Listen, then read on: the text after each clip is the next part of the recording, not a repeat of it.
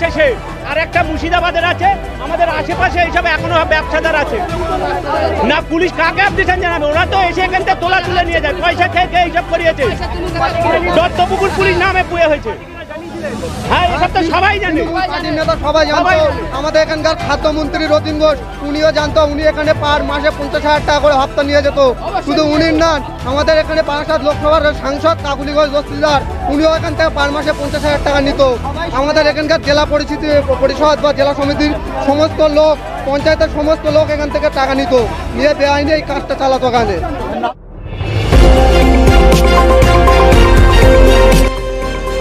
আমার বাংলা, সঙ্গে থাকুন, সঙ্গে রাখুন।